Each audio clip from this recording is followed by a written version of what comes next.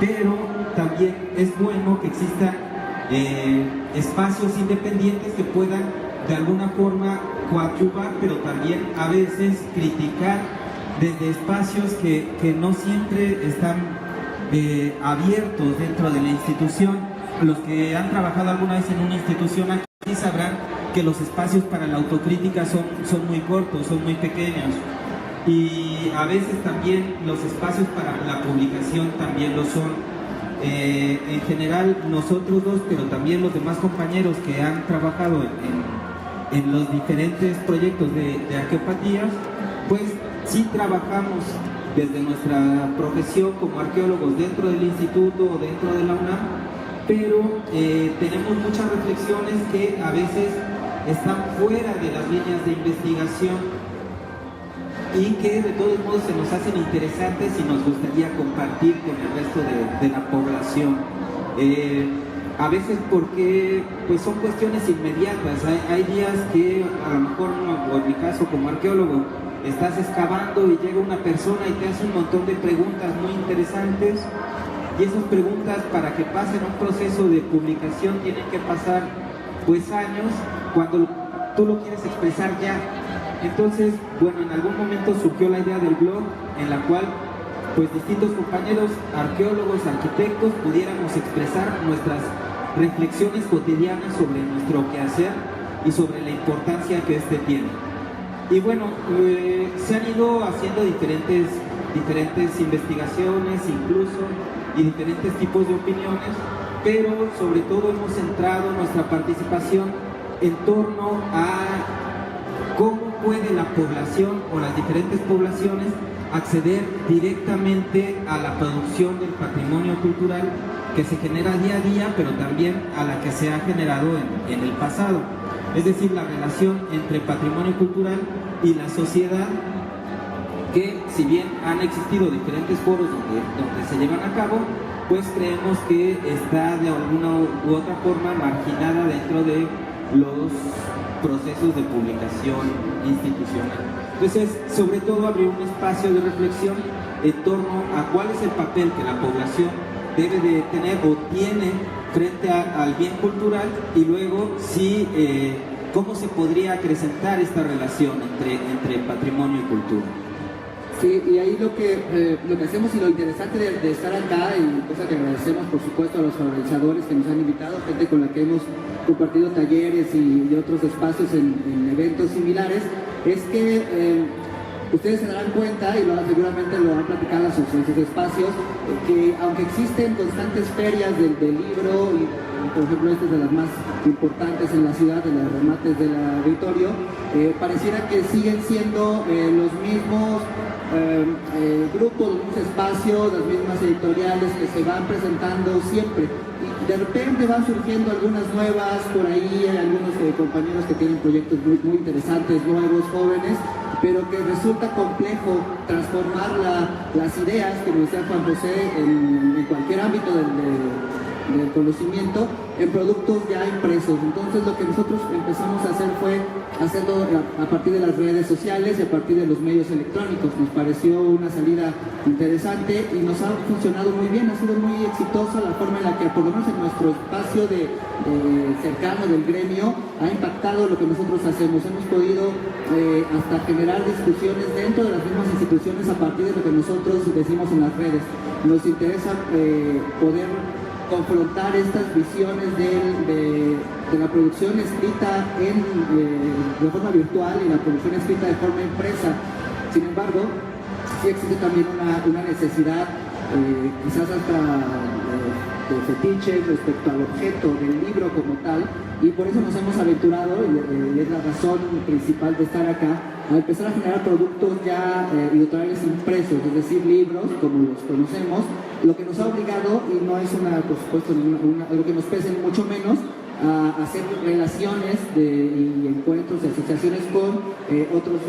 espacios y con otros grupos, tanto colectivos, independientes, como ya instituciones académicas o culturales en varios ámbitos. Entonces eso Eso nos parece una experiencia interesante que querríamos compartir. Esperamos seguramente que aquí haya muchas personas interesadas, no solo en la generación de artículos o de literatura, sino también en la generación de objetos y de libros y la producción editorial, en la que a lo mejor nuestra experiencia les pueda parecer interesante. Empezábamos justo con lo de la idea del blog y Facebook y Twitter y estas cosas, para mostrar que ese camino que a veces puede ser tortuoso si nos aventuramos a hacer la impresión de un libro desde el principio, nos va dando oportunidad de experimentar, de tener ensayo y error a partir de los medios electrónicos. Hicimos un ejercicio ya de edición impresa de nuestros productos, y uno de los primeros, no es el primero exactamente, pero es uno de los más interesantes, sobre todo por la vocación internacional que tiene, es el libro que les vamos a presentar ahora, y que pues Juan José, como muy cercano a estos temas del patrimonio y de los entornos de las comunidades originarias en Latinoamérica, nos va a contar. La autora es una querida también amiga y colega, Lidia Iris Rodríguez, doctora en arqueología, y que precisamente no está ahora acá porque está haciendo trabajo de campo en Sudamérica, preparando nuevas investigaciones que ya nos contarán los detalles, a lo mejor ya a nivel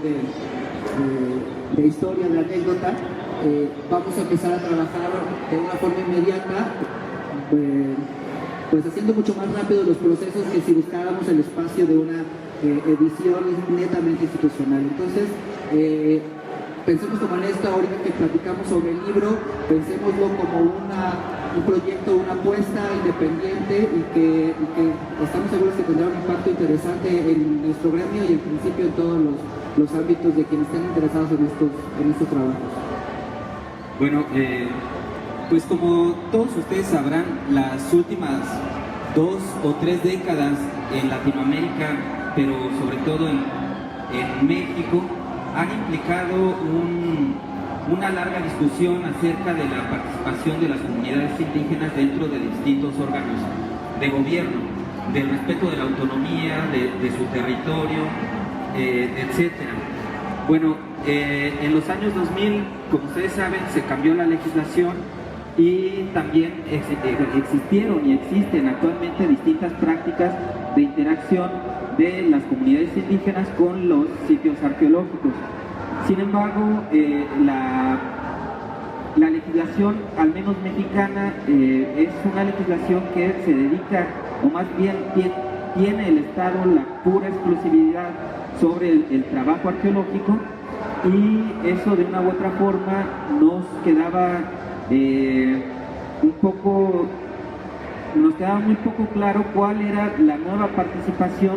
que jurídicamente podrían tener estas comunidades con la investigación y con la reapropiación del patrimonio arqueológico. Y bueno, a nivel académico y pues sobre todo, pues digamos institucional, se dio mucho esta discusión, y bueno, Lidia tuvo una gran idea, que es ¿por qué no vamos a investigar un fenómeno similar en un lugar donde la participación de los pueblos indígenas está mucho más avanzada y donde ya está llegando a niveles de acercarse más y de incluso apropiarse de manera tanto cognitiva como práctica de los sitios arqueológicos? Y este caso era Bolivia, porque como ustedes saben, en los años a partir del año 2000,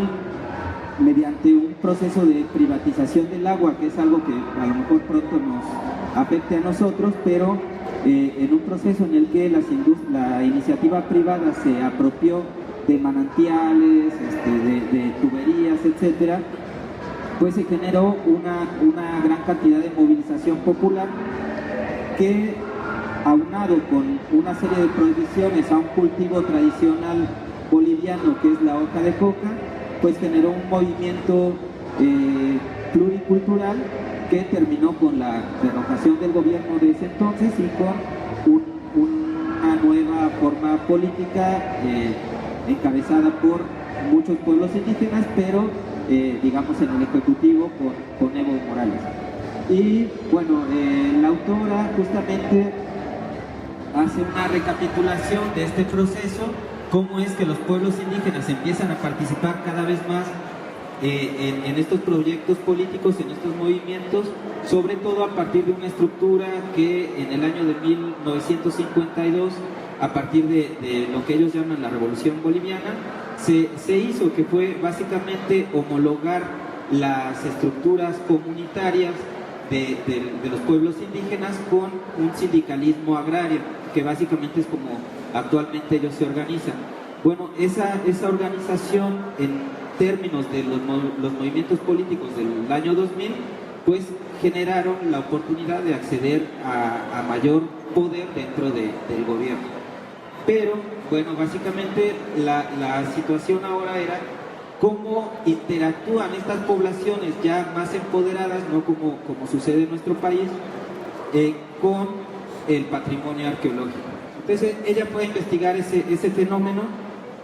y entrevistando a todos los actores que intervienen en esto, entrevistando tanto a directivos de la UNESCO, trabajadores en las zonas arqueológicas, profesores de escuela, comunidades indígenas, y básicamente de eso trata. Ella nos trae un ejemplo de cómo en un país donde las poblaciones indígenas tienen mayor poder, han podido acceder a la administración y a la recuperación histórica de sus bienes arqueológicos. Sobre todo con el caso de Tiahuanaco. Tiahuanaco es la zona arqueológica más grande de Bolivia, más o menos el equivalente no solo en términos de tamaño y de importancia con Teotihuacán, sino también en términos cronológicos. Es decir, es un sitio arqueológico que tiene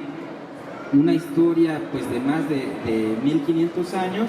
y que a nivel nacional tiene una gran importancia dentro de la vida boliviana. Es decir, es el sitio emblemático de Bolivia. Y está aparte dentro de una región donde los pueblos indígenas, sobre todo aymaras, tienen una gran participación. Y bueno, ella nos narra un poco cómo la problemática se da cuando la UNESCO se declara Tiahuanaco como un sitio que es patrimonio de la humanidad, y hay una serie de organizaciones que tienen una visión más bien turística, de apropiación turística, más que propiamente de revitalización de la cultura y de investigación dentro del sitio. Entonces, de una u otra forma, las comunidades indígenas empiezan a presionar para que en principio los proyectos turísticos no afecten sus intereses comunitarios, pero también para que se dé más énfasis tanto a la investigación como a la participación cultural y reapropiación cultural de los pueblos indígenas. Pero bueno, para esto ella hace un análisis de cuál es el papel que debería de tener la arqueología dentro de la composición social y dentro de la participación social. Ella se fundamenta sobre todo en Gramsci, en la cuestión de la praxis, en su diálogo que Gramsci tiene con Benedetto Croce, que básicamente él dice que tener acceso a la historia y a la cultura es un derecho fundamental que nos permite la transformación de nuestra propia realidad. Y visto así como la arqueología como praxis, es que nosotros tenemos la posibilidad de que al conocer todo el desarrollo social podemos generar proyectos nuevos y participación nueva. Sucedió en Bolivia algo similar a lo que ha pasado en México, que se enfatiza sobre todo a los sitios arqueológicos como puras entes monumentales de roca, bellísimas, etcétera, pero a las comunidades, a los pueblos que los construyeron, se les separa. En Bolivia sucede lo mismo. En Tiahuanaco se da un discurso de gran valoración al monumento arqueológico, pero los herederos de esa cultura, los indígenas aymaras, pues propiamente se les fue separando durante el nacionalismo boliviano. Entonces, en realidad, lo que ella hace en su libro es recuperar el proceso en el cual los pobladores de Tiahuanaco, los pobladores aymaras, se reapropian de su sitio arqueológico, no de una forma sencilla y fácil, sino que obviamente como seres humanos con una conflictividad política actual, con una diversidad de opiniones y también con la presión de muchísimas instancias, tanto gubernamentales como incluso intercomunitarias, e intracomunitarias, es decir, es una población muy grande, es un sitio muy importante para la historia de la humanidad y por lo tanto tiene muchísimas opiniones acerca de qué es lo que se debe de hacer con él, pero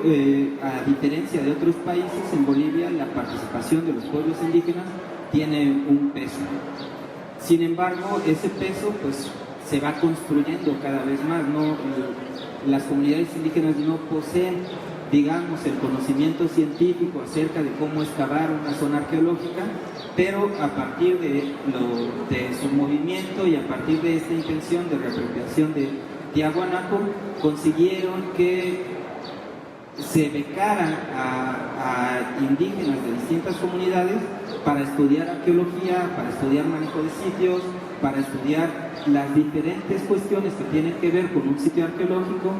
a partir también de su posición política, consiguieron que los trabajadores, o al menos un porcentaje de los trabajadores que están en las zonas arqueológicas, sean parte de las mismas comunidades. En México y en todo el mundo es muy común que se piense que por el simple hecho de que hay personas de una comunidad trabajando en la excavación del sitio, ya hay una interacción comunitaria. Sin embargo, no es del todo así. La mayoría de los arqueólogos, cuando llegamos a un sitio arqueológico que vamos a explorar, pues requerimos sí de trabajo físico, de sacar tierra, barrer, de limpiar, de tomar muestras, y la mayoría de las veces no las hace el arqueólogo directamente. Sin embargo, el hecho de que existan personas que nos estén ayudando no implica necesariamente que exista una relación de intercambio de información entre el arqueólogo y el trabajador, es más bien una relación obrero-patronal. Lo que de una u otra forma consiguieron las poblaciones aymaras es que las personas que trabajaran ahí también se pudieran enterar de lo que están excavando, de lo que están trabajando, de tal forma que pudieran llevar esa información a sus comunidades, además de que hicieron firmar a las mismas instituciones, tanto de turismo como de cultura, la necesidad de que se tuvieran que plantear en programas de radios comunitarias y en medios de comunicación comunitarios los avances de la investigación arqueológica. Es decir, es algo que en México al menos todavía no pasa, no tenemos esa interacción con diferentes pueblos o comunidades que circundan un vestigio arqueológico. Sin embargo, no todo es miel sobre hojuelas, no es un trabajo, digamos, que sobrevalore la experiencia, sino que tiene también cuestiones críticas. Como les decía, no es algo que ha sido fácil, es difícil mantener el interés de una comunidad sobre un sitio arqueológico por mucho que trabajen ahí, y las presiones de las empresas de turismo y digamos las empresas estatales pues es muy fuerte, ¿no? ¿Por qué? Porque básicamente tienen los recursos y tienen suficiente tiempo para mantener sus proyectos. Las comunidades aymaras, por ejemplo, decidieron tener programas o personas que rotativamente estuvieran a cargo de sitios arqueológicos a partir de un año. Sin embargo, estas personas que estaban solo un año en sitios arqueológicos no podían generar proyectos comparados con los de instituciones que tienen 6 o 7 años en cuanto a sus planes. Esas son cosas que han hecho que ellos de una u otra forma estén rearticulando su forma de participación con pues sobre todo con el sitio de Tiahuanaco. Les comento, es un libro muy interesante que no solo habla de arqueología, habla sí del sitio de Tiahuanaco, pero lo más importante es entender cómo la historia de una serie de pueblos se va desarrollando al punto de que se puede participar en cuestiones concretas como es la protección del patrimonio arqueológico y cuál es la repercusión que este patrimonio puede tener con la misma comunidad. Ahora, decía Juan y decía muy bien, en México, esto que nos platican, esa experiencia de la participación comunitaria más profunda de los pueblos originarios en las zonas arqueológicas no sucede mucho porque existe, y ustedes seguro les suena el nombre del INAH, del Instituto Nacional de Antropología e Historia. Decíamos al principio que controla, organiza, defiende, gestiona, difunde el patrimonio arqueológico en México, bueno, y también antropológico. Pero en particular, refiriéndonos a las zonas arqueológicas, tiene, decíamos de repente en algunos foros, como un monopolio al respecto de lo que se hace y lo que no se hace en el país. Sin embargo, pareciera que el camino que se sigue actualmente más bien va en un sentido contrario al de la participación comunitaria, sino más bien en la participación particular de entes particulares sobre el patrimonio arqueológico y sobre las zonas arqueológicas. Es decir, mientras por un lado, y ahí es la importancia de haber publicado este libro para nosotros, es decir, poder poner ese contrapeso respecto a cómo se pueden hacer las cosas, pareciera que la tendencia es a, voy a usar una palabra fuerte, aunque se ha mencionado en algunos espacios, sobre todo en momentos muy coyunturales de la defensa del patrimonio, privatizar, ¿no?, en términos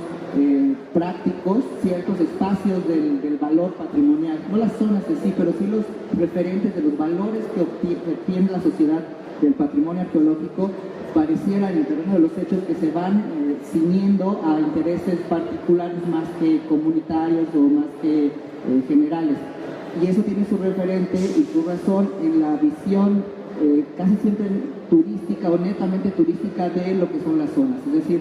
siempre se habla de las zonas arqueológicas en los medios masivos como esos espacios maravillosos y se llena de calificativos, esos lugares que usted hay que conocer, visitar, pero no necesariamente se dice por qué y cuáles son las razones arqueológicas, patrimoniales, antropológicas por las que eso tiene que ser importante para nosotros. Desde Arte hemos tratado todo el tiempo de reflexionar sobre esto otro, ¿no?, y preguntarnos más bien como qué estamos haciendo para entender de otra manera y cómo nos puede servir para nosotros como sociedad conocer las formas en las que la gente vivía en el pasado, y poder poner esta balanza, este contrapeso, decía un rato, a estas dinámicas. Yo les cuento, y ustedes seguramente se han ido a la zona maya sobre todo, y Yucatán en particular, cuando el instituto se crea y se hizo, años después redacta la Ley Federal de Monumentos, se le da una visión nacionalista, una visión proteccionista del patrimonio y sobre todo una visión de uso público y educativo. Eso pareciera que va cambiando, no estoy diciendo mejor nada nuevo, nada que no hayamos platicado algunos colegas por ahí. Y en el hecho concreto, algunos huecos de la legislación han permitido cosas que ustedes han vivido que parecieran inocuas, pero tienen sus razones más profundas. Si ustedes van a ciertas zonas de Yucatán, la ley federal y la ley de derechos exenta de pago a estudiantes, maestros, profesores de universidad, etcétera, etcétera. Pero de repente en algún momento, algún gobierno del estado se le ocurrió una buena idea, poner una taquilla antes de la taquilla de la zona arqueológica y cobrar el acceso previo a la zona. Entonces es un asunto complejo porque entonces ya esa famosa libertad de acceder a las zonas arqueológicas para el disfrute de todos los mexicanos que se puso en valor con dinero del pueblo de México, pues se va como haciendo un poquito más restringida. El último punto de esta situación sucedió en el sexenio de Calderón con la creación por parte del gobierno del estado de un organismo, FIARCA se llama, que es quien administra en términos financieros las zonas arqueológicas que se abrieron en Guanajuato, y ya por alguna razón que habrá que preguntarse y preguntar, ya en estas zonas arqueológicas no existen esas excepciones de pago, es decir, ahí ya todos pagan, ya no hay entrada libre a las personas de la tercera edad, a los estudiantes, a los maestros. En términos conceptuales, ¿eso qué significa? Que se cierra la puerta al uso público de los sitios y del patrimonio arqueológico en México, ¿no? Algo que pareciera impensable hace algunos años. A eso me refiero cuando digo que pareciera de repente que la lógica va caminando en otro sentido, ¿no?, que el que estamos viendo que sucede en Bolivia y cómo tiene que ver con un entorno político en particular. Es decir, por supuesto, y decía Juan José muy bien, no está exento de críticas esto que que está sucediendo en Bolivia, pero nos funciona para poder empezar a preguntarnos aquí qué estamos haciendo y hacia dónde estamos caminando en el uso y en la apertura de zonas arqueológicas en México.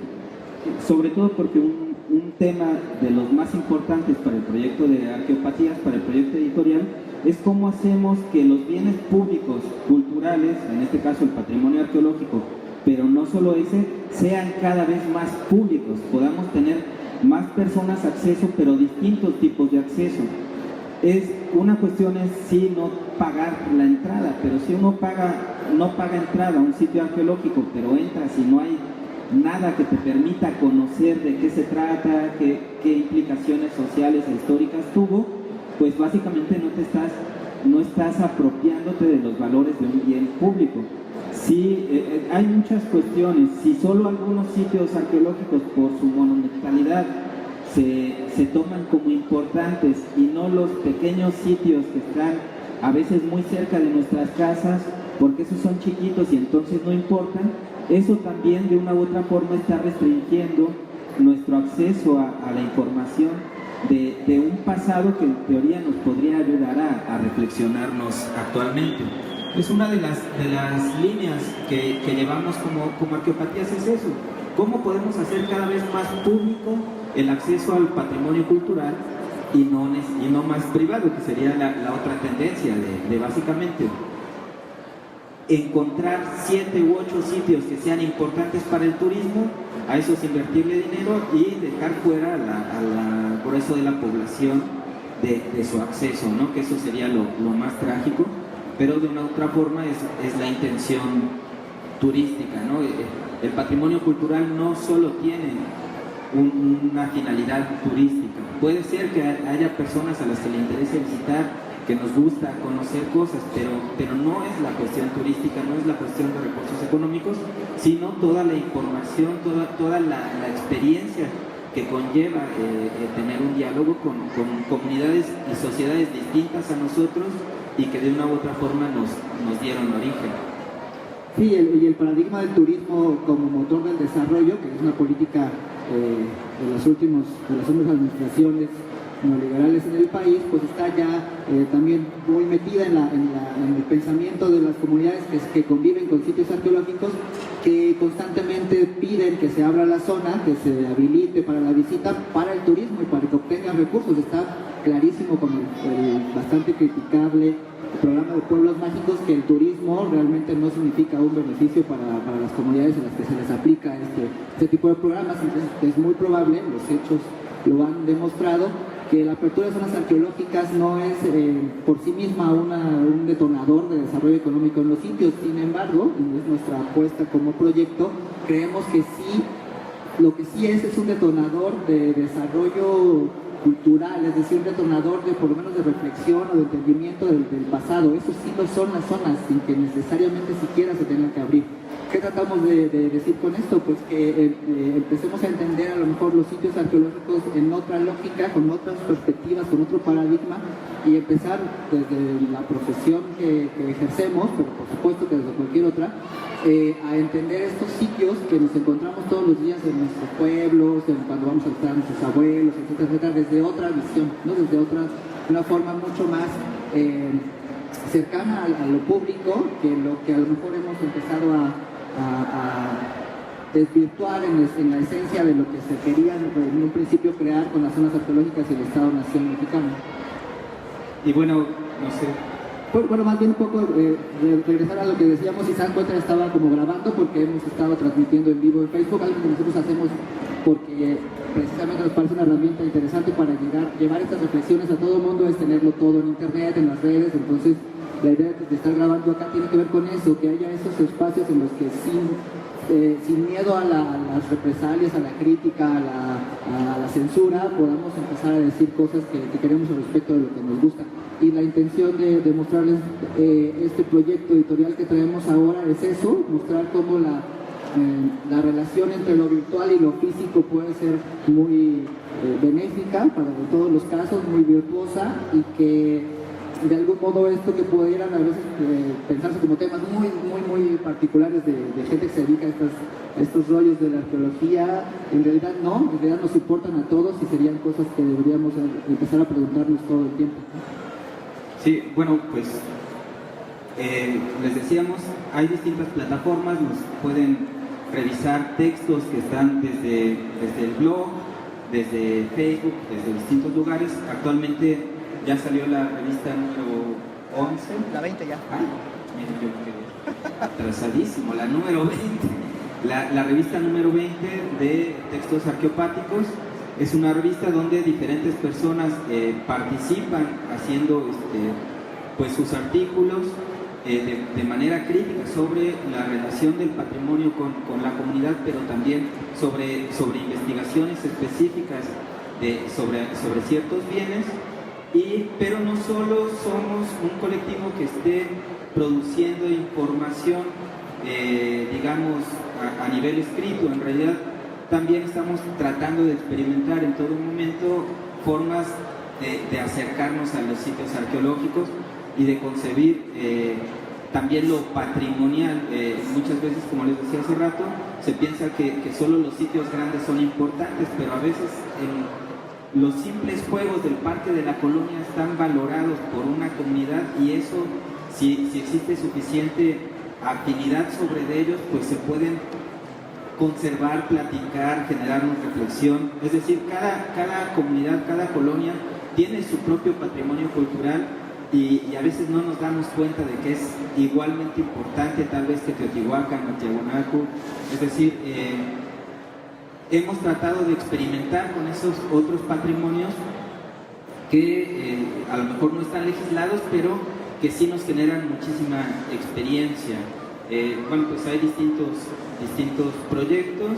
Están invitados a revisar la página electrónica, a participar. Si tienen algo en lo que quisieran, pues no sé, que jugáramos un poco con ustedes, con su proyecto, estará perfecto. Y bueno, pues les presentamos este libro, esperemos que les guste. Sí, ya no supimos realmente cuánto tiempo teníamos, y si no nos corren, nos quedamos aquí arriba, no sé.